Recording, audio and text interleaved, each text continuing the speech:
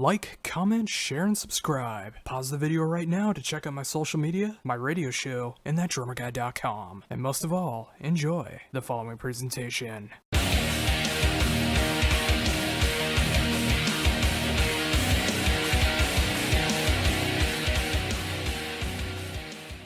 Hello. Hey, how's it going? What's going on, Josh? I'm doing good here. Thank you very much for taking time to do this interview. No problem, man. Always a pleasure. Oh, awesome. Well, it's great to be able to talk to you again, and this time being able to talk about the new album from Philip H. Anselmo and the Illegals, Choosing Mental Illness as a Virtue. Yes, extremely exciting stuff. Yeah, I've gotten the chance to be able to check this out over the last couple weeks, and I can't deny with the press release, I mean, this is easily one of the most ugliest records I've listened to in such a long time, but I think that is such a great thing to be able to make an album like this. I mean, it's like straight in your face. There's so many great radical moments that are going on there. It just feels like a great follow-up to the first album. I agree. I think the absolute same thing, man. It was a pretty arduous process. I'm not gonna lie, as far as with the creative spot of it, trying to come up with certain things here and there. But excuse me. Oh man, I just sneezed. But for the most part, man, you know, I've been working with Philip for almost 10 years now, and this record has just been it's my shit, dude. I've been telling everybody I can't really describe it. I mean, you do the interviews and you think of different ways to say stuff, but I can't think of a better way to say that it's my shit. It's the fucking, it's the bee's knees, the cat's pajamas, whatever else the kids are saying these days.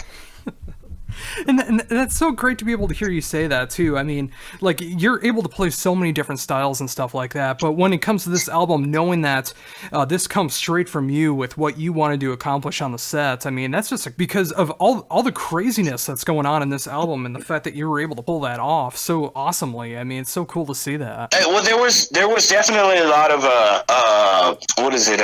It's like teenage angst, almost rebelliousness from me on this album, because a lot of the drum parts, everything sounds real like it's supposed to be there, right? But it took me a second to fucking realize exactly how they should have fallen in and how everything should go in there. Like, after, you know, it's one thing to play it and you're like, all right, whatever, and then you hear it and you're like, oh, then it becomes something more fluid and more organic and just comes naturally. But once we solidified the lineup with Mike DeLeon and Walter Howard and Steve moving the guitar, having two guitars and an absolutely ripping bass player, it's just it's a whole different band. It's a whole different ball game, and it's weird to say it, but it's the most comfortable extreme music you can play. Like, I'm going fucking bananas, but I know my guys got my back 110%, and that's comforting, and it just makes my job that much easier. Yeah, and you know, it's just like, as much as I loved the first album, you know, it's just like, I can definitely hear it despite all the craziness that's going on there. I mean, I can definitely tell there's a lot of fluid playing that's going on your end, and it's great to hear that amongst all the. I love it, man. It was a lot of fun. Like I said, once I got over the initial, like, what the fuck are you making me do? It just became like, oh my God, I can't believe we're fucking doing that. And it's awesome. It's awesome. I can't, we're all absolutely elated that it's coming out Friday, finally. And we're already fucking itching to get on the road and, you know, start writing the next one. So, and speaking of that, so, you know, just like figuring out those moments in those songs where you realize it's supposed to go the direction it's supposed to go in, is there any specific examples of that on this album? Honestly, I really think the split that we did with Family, Friends, and Associates and the song Conflict, if you go back to all the way back to that was a taste of sort of maybe what Philip was trying to do. Trying to definitely tap on the shoulder of tradition, but really try to, you know, push it aside and try to make something different. And it just became this fucking wild, weird monster that made sense once Philip, you know, he's like, trust me, man, I got this. And once it all settles in, it's just a wall of revolution. No. Oh, that's so cool.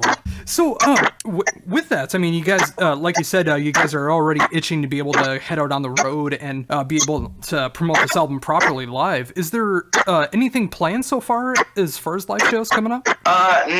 We have some pretty big ideas, but I would imagine we're probably going to try to pull off a world tour But first, we're going to do a big U.S. run. Nothing is, and this is all just tentative, but our first tour back, supposedly, if all goes well, we're going to be doing it with a pretty iconic death metal band. So hopefully that all works out. But, we're going to definitely come back out and hit it strong. I think Philip has to have a little bit of work done. So he's going to be going under the knife again. Actually, the day the record comes out. So it's a short little time where he has to heal up, but as soon as he's ready, we'll hit the road. And he told me that as soon as I'm healed up, asshole, you better be ready to get to work. Yeah, absolutely. I'm ready to go to work now.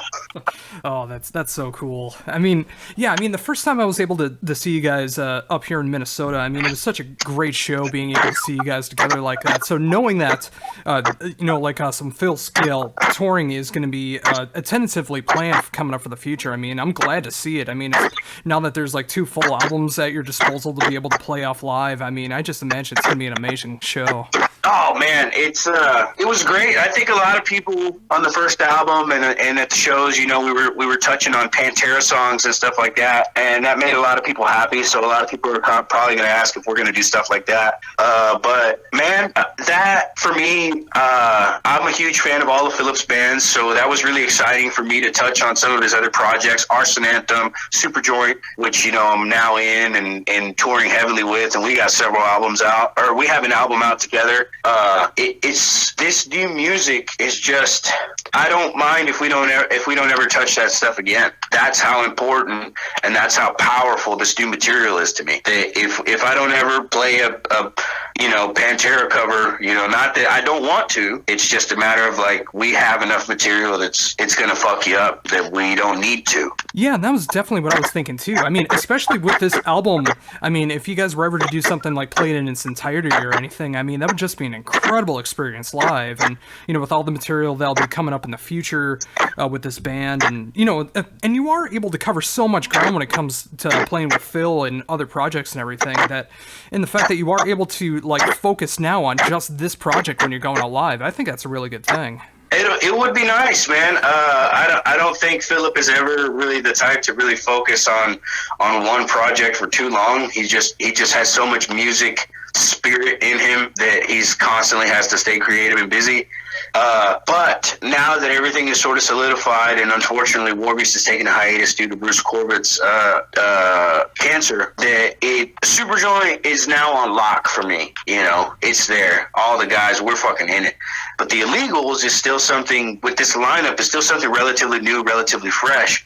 But the guys that are involved are absolutely hungry, and they're dying to fucking play live. Like De Leon and Walter, they've been in the band for several years, and we still haven't gotten to play live yet. But when we do, the energy, and it's going to be unparalleled, I think, man. I think when people nowadays go and see a show of a band, of an older band or something, they're like, yeah, they're good, and I love them, but they might not brought it, and that's the thing. That's the important thing about the Southern bands and stuff like that, is they always fucking bring it. I Hate God, for example, it's been doing it for years. They still fucking bring it. So that's what we're aiming to do, and this material just makes it easy to do that. Oh, absolutely. I mean, yeah, I've just gotten the album for a couple weeks now, and, just the more I'm able to digest through it, and, being able to look past all the ugliness that's going on there, whether it's in the production or whatever the case is, and just hearing the pure chaos that's going on there, I mean, it's just so unbelievably tight for everything that's going on. And yeah, when you guys get that opportunity to do things in a live setting with this band, I mean, it's just going to absolutely destroy. Oh yeah, it's going to be a lot of fun. And like I said, hopefully our first tour back will be going out with a pretty iconic death metal band that everybody knows and loves. And if that happens, I think people will be happy. If it doesn't happen, I think people are going to be happy just to see us live anyways. But again, it's very important to have guys in the band that are on the same page, and we all are. And we got 2 guys that it's just, they're absolutely dying to fucking get out there and make their mark as well with us. So it's we're all dying to get on the road, man. You die to get on the road, and once you're out there, you're like, fuck, I miss home. You go home for a couple days, you're like, God damn, I want to be on the road. It's the ebb and flow of it. That's how it goes. Yeah, and it really helps with all the material. I mean, especially within the last few years, everything that you've been able to record. I mean, there's so much great music out there. You want to be able to help promote by playing live and being able to hit all these places that you love playing. And, you know, it's just like when you get the opportunity, whether it's Super Joint or it's the Illegals or whatever project you're a part of at the time. I mean, just being able to get out there and play those songs live, it's got to be a great feeling. Oh yeah, it's the glory, man. We don't do it for the money, you know. We do it for the glory. I mean, ever since I was a kid, I never thought about, you know, like, oh, we're gonna play, we're gonna make some cash or whatever. I never thought about that. I never thought, oh, we're gonna play, we get free beer, you know, or chick's gonna be at the show, you know, like it never. I mean, obviously that stuff goes through your mind, and as a young man, if it does happen, it's incredible and it's an awesome feeling. But for me, just being up on stage, that's the end all. That's where I belong. And I'm going to do anything and everything to fucking stay there and to keep doing it. And it's the pieces of the puzzle that fit, man. Playing extreme, fast music makes me happy. Being up on stage makes me happy. And seeing other people lose their fucking minds, you know, when I'm fucking... That's it. That's the glory. It's war music. Absolutely. Yeah, and I wanted to bring that up, too. It makes me happy hearing how much you're blasting on this album. I mean, I can really tell how much you love being able to hit those fast speeds. So hearing as much blasting as you're doing on this album, I mean, it's so awesome to hear it. Oh, dude, it's great. Philip wanted different style drums, and then when it was time for me to fucking go bananas, he's like, go bananas. So the whole record for me, man, is just, like, I have the Ignorant Point. I just re-listened to the Ignorant Point again, and I keep saying once, I've been saying Choosing Mental Illness is one of my favorites because it's very unique in the very beginning riff. But dude, the Ignorant Point just has some fucking mean ass riffs, and then you listen to the rest of the album, and that's another thing is like the songs that we picked. I mean, I wouldn't necessarily know what are our best songs because the whole record we played it on camera, front to back, Revolver, and dude, it was fucking God. It was the shit. Oh, that is just so cool. You know, and it just makes me so happy hearing how happy you are about being able to do that. You know, just like absolutely like going bananas and, you know, just like playing your kit and being able to just like write this kind of music and have so much fun with that. I mean, that's what music should be about, is just the tone of your voice, hearing you talking about it. That's what music should be made for. Yeah, I mean, I don't think a lot of people, I think in the first Illegals album, you know, as a young man, I really wasn't paying attention to to how people thought, or the thought process of behind being a fan of Philip, or how long people were fans of Philip. So it was really weird for me to see comments and stuff like, oh, this isn't what I was expecting. This isn't what I wanted out of him. I was hoping that he would just get another Pantera type band or something. And it's just like, dude, you're fucking lame. Like, you know what I mean? He did that. I mean, how bad would it suck if Philip did decide to do a Pantera-esque band? So then what? We can go the rest of our fucking careers being compared to the greats and never being good enough, no matter what anybody says? Like, dude, that's fucked up. I mean, he's been there, done that. He loves to reinvent himself. He's a music fan, a music lover, and we're taking the time to fucking try to be different. And for me as a young man, I was real combative towards a lot of the drum parts and drum licks at the very beginning because it's very unique, it's very different, it's very anti-drumming at some points, very anti-thrash almost, or whatever you want to call it. And then there just gets to a point where he's like, trust me, asshole, just trust me. Just trust me. And then I trust him, and he puts lyrics on it, and I'm like, oh my God, you're hired. Oh, that's, again, I just can't stress that enough. I mean, that's so important to me, you know, as a fellow drummer, as a fellow musician. You know, it's just like being happy with the music that you're making and finding the right group of musicians to make that style of music that you want to make. I mean, when you don't have all of that going together, I mean, there's always going to be kinks in the cog that's going on there, and it's always going to lead to problems down the road. So when you do have those moments where everything just lines up, you made the album that you want to make, you're doing the live shows you want to do, you're playing with the right musicians, there's no greater feeling, like you talked about. Oh, there isn't, man. When stuff's rolling smooth and it's rolling, it's what it makes it all worth it. There's definitely a lot more bumps in the road than flat spots, if you know what I'm saying. But oh yeah, every single one, man. You know, no matter whether it lasts 2 weeks, you know, a 2-week tour, a 6-week tour, you know, some press stuff, or just a few days of jamming with the homies. You know, it's all, you know, we all do it for a reason. You know, it's easy to try to get bogged down in personal stuff or political stuff or religious, whatever the fuck people want to concern themselves with. But ultimately, man, when you get in a room and, you know, you're a bunch of grown-ass men screaming and sweating and dancing around like a bunch of ninnies, that's what's worth it, dude. That's what we do it for. I mean, we just love to jam, and that's, you know, the seriousness that is Philip, and the eclecticness and just the character that he is. Ultimately, he's a big, funny dude that loves to make music, and he's that he loves that. Like, he could be the happiest, you know, we'd be laughing and joking around, and then a Portal song comes on, and he just like hits me and grabs me by the shirt and the chest. He's like, dude, it just makes the most horrible face, and we'll just sit there and like curl up and just be like, oh, this is so heavy, and it's the impact of the music takes over, and that's just the type of person he is, and that's cool, you know what I mean? That's the shit, you know, seeing this man who's sold millions of records, that's what he likes, and that's how he reacts to music. That's truth, you know. He's a true music fan and a music lover, and all we can hope to do together is to, you know, impose our fucking will. That is the heaviness of music, man. So oh, it's so true. And, you know, getting back into that and getting back into the drum aspects of everything, you know, when you're working on a project like The Illegals, did you switch up your setup at all when it came to the new album? Philip likes big drums, and the kit that I have, the CDC kit that I have a 14-inch rack, 16-inch floor tom, and an 18-inch floor. I like to call them big old titties. And it's a 22-inch by 22-inch kick, so big cannons, dude. So big old ass, big old titties. And my kid just has this nice, fat, chunky tone, and he's very against triggers, so a lot of it, you know, it's on two different kick drums. I personally would have done one, but, you know, it's all right. And it's all natural drums. There's no triggers on the album. He doesn't really like triggers. He doesn't like the overproduced thing, and, you know, me being the younger generation or whatever, I'm like, dude, I want to hear the kicks, man. I want to hear the click, click, clack, and he's like, dude, that's lame. That's not real. He's like, you know, all that stuff, and there's a lot of drummers out there, they're hitting the notes, but every once in a while, you know, it's called quantizing. You know, oh, yeah, you can fix that. Yeah, I'm not gonna lie and say that I've never been fixed, you know. But I've never been fixed. I've been scooted over here and there, but, you know, but it just pushed me to play better and better and better, and, you know, be more confident in my playing. That's what he wants. When you hit, you need to hit. You know, I want to hear that snare, and I'm like, yeah, you're making me put it in weird places. How am I gonna do that?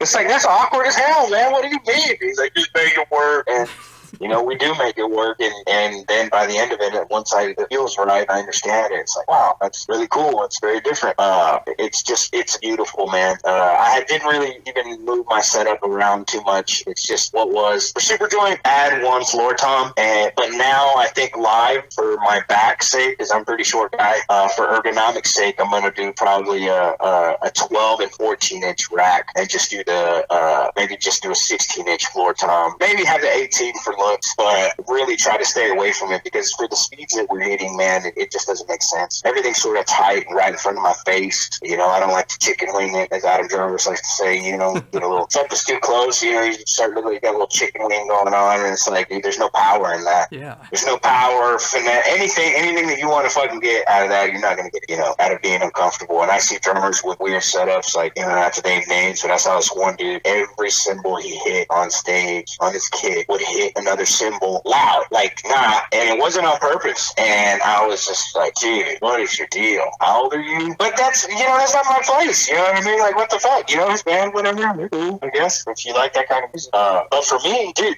everything has to be in its place, and it has to, you know, comfortable. I mean, but when you tour with Danzig and your kicks, like, not even set up until you play, you sort of adopt a punk rock attitude. I'm never going to let my setup be a hindrance to my playing. So there's definitely that too. You know what I mean? Like, I'm not one of these dudes. It's like, oh, it has to be like this, or this has to be 5 inches away from this. You know what I mean? Like, if I had to play a drum set or on a festival or something, and every cymbal was hitting the other cymbals, I'm gonna beat the shit out of all them cymbals. Yeah, and that's just the right way to be able to do it. I mean, whether you're playing a 3-piece or a 9-piece kit, and no matter how many cymbals are there, I mean, that's a sign of a great drummer being able to adapt to that situation and just being able to play just the way that you do on any other kit. Yeah, I love it. I think it's also a lot of fun to sit down on somebody else's kit. It's like real small, and and when you see somebody that's very adept to their own style and technique, like like you see a jazz drummer or a country drummer, they're on like a little 3-piece or something. They're showing you some of their rudiments or some of the cool things that they could do. And you're like, wow, there's no way I could do that. Like, that's very impressive. And then you sit down on the little 3-piece and you're like, and you just do something that this guy's never, ever going to do on his kit. But you make it sound good. And instead of just being monotonous of doing like just a blast beat, you actually have the, you know what I mean? You can sit there and dance with it and create the tones that a lot of very, very good black metal drummers can do. Like Immortal and stuff like that. The blast is so long. There's a style to it. You know what I mean? You can hear, that there's a little softer note in there because that's the way the drummer plays, stuff like that. And when you show somebody that they're never going to do on their drum set, that's always a good feeling. It's always fun. It's kind of like a dick measuring contest, but it's it's all in good fun. It's all in good fun. Oh, yeah. Because I've also had dudes sat on my drum set and completely obliterate it and not even play metal. Like Jimmy Bauer, he's like, man, your pedal's loose, bro. And I'm like, oh my god. Oh, that's awesome. And it's cool. Like you mentioned before, like you're talking about the live set that you might be using. It's actually what I'm using right now. I got 12 and 14 racks, and I have a 16-inch floor tom, and I may add my 18-inch floor tom at some point. But I mean, just like having the right amount of toms and the right cymbals. I mean, like obviously with like every album and every project and every tour, I mean, obviously things can be changed, but just like finding the idea of what you need and what you don't need for a tour and being able to expand upon that as needed. I mean, you're definitely going about it the right way. Yeah, and I mean, for years and years, I was always setting up my own stuff, as all drummers do. Hey, little baby, are you done with your bath? Oh, thank you, sweetie. Go get dressed. Go dry off and get dressed. I'll be right there. My little girl, she's a drummer too. Oh, that's awesome. Yeah, she loves it.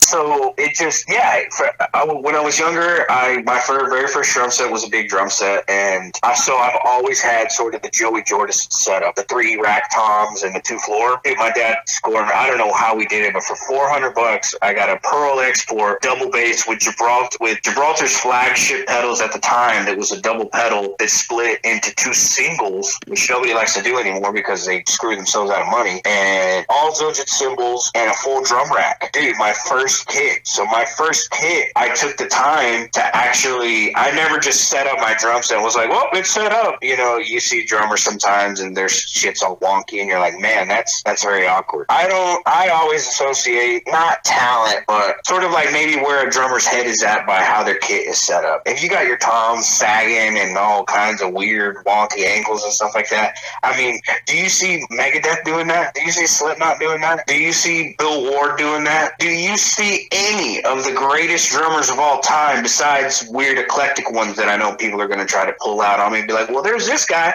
Dude, think about any big, major, influential drummer. All their kits are fucking immaculate. They are absolutely set up to do what they do. And that's just, as soon as I got my first kit, I was like, well, George Orson plays fucking fast. That's what I want to do. So I set my stuff up like him. And I would go and see other drummers, and I would pick their kits apart and watch people and see how they do stuff. And you definitely develop your own little taste and styles, man. But once I did that, I took one time away and just had sort of the Vinnie Paul setup. I just never went back because it was just most comfortable. I still now for the illegals maybe try to get a third tom in, but Philip doesn't really like the high tones of that little tom, so it's just not really worth it for me to put it back in there. But I want it for some quick rolls like Derek Roddy stuff, stuff like that, where he sticks his little tom right to the right. He has like an 8-inch or something. Oh yeah. He did that one album where I think it was like a 10, 12, or it was a 10 or 12, 13, and it was like an 8-inch or something right before his ride. So just to the left of that, so there's 3 racks, and he would be able to do these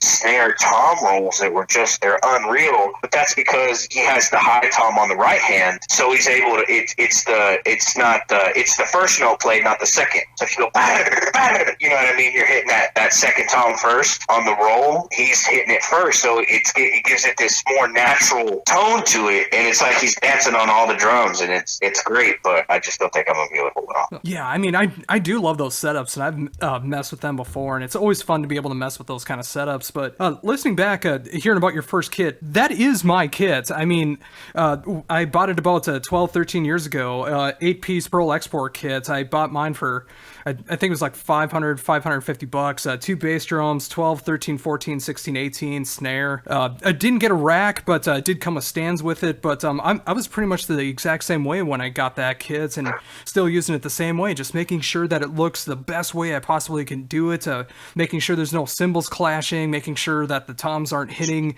the bass drum or whatever the case is, and just making sure it just looks as pristine as possible to make sure every note individually stands out. Absolutely. It's just, you know what I mean? If that's your world, take care of it. You know, I mean, and I'm bad about breaking stuff, and you know, my cymbals are always dirty, but I sweat a lot. I'm greasy. I'm a greasy Mexican. I don't know what to tell you. You know, I mean, that's all I got. But I love it, man. That's drums, this new album, and everything. I think I'm getting buzzed by my next interview, actually. Oh, sure. I'll let you go. But, well, again, thank you very much for taking all this time. It was awesome to be able to talk to you again, being able to talk about the brand new album from the Illegals, being able to talk about hopefully some great upcoming touring, and ending it with some great drum talk. It was awesome to be able to talk to you again. Hey, thanks, Josh. I appreciate it, man. Don't be a stranger, man. I'm here anytime you need me, man.